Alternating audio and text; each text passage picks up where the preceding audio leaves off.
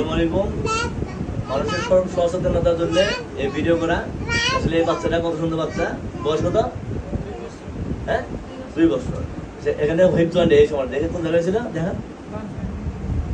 আরে এই জায়গায় হিপ জয়েন্ট, বাম সাইডে হিপ জয়েন্ট, এই জায়গায় ব্যথা হয়েছিল, ফুলছিল তাই না? ব্যথা হয়েছিল। কিন্তু 2017 যদি অর্থোপেডিক ডাক্তার দেখা চিকিৎসা করা হতো, তাহলে আজকে যদি করে নিতে দেখো এক্সরেটা, এই যে এক্সরে, যেমন এক্স এর ডান পাশ বাম পাশ, এইবারে ইনফেকশন হয়ে যায়। যে মাথাটা আছে, এই মাথা কিন্তু নাই, এখানে মাথা খায় পাচ্ছে ইনফেকশন, ব্যাকটেরিয়ায়।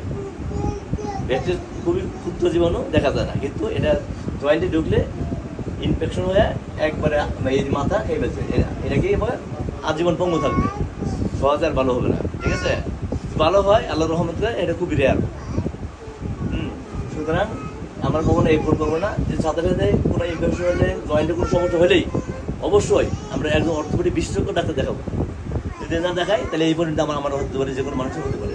সুতরাং সচেতনার জন্য, মানুষের জানার জন্য এই ভিডিও করা যে এই কাজ আমরা করবো না। কেউ যদি করবো এটা আত্মীয় কেউ শুনলে যে জয়েন্ট ইনফেকশন হয়েছে, হিপ জয়েন্ট বা নিজ জয়েন্ট, যে কোনো জয়েন্ট, সাথে সাথে একজন অর্থোপেডিক ডাক্তার দেখাবো। তাহলে এটা যদি প্রপার চিকিৎসা পাইতো, আসছে 15-20 দিন পরে, সাথে সাথে আসলে আমরা ট্যাক্সন দিতাম, ইন্ডিপেন্ডেন্ট আইবি ইনস্যুরেন্স দিতাম, আর যা আগে করতাম করলে এটা পুরো ভালো হয়ে যেত।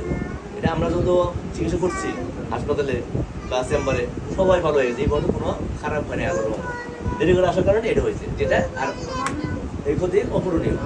সবাই সুস্থ থাকুন, সচেতন থাকুন।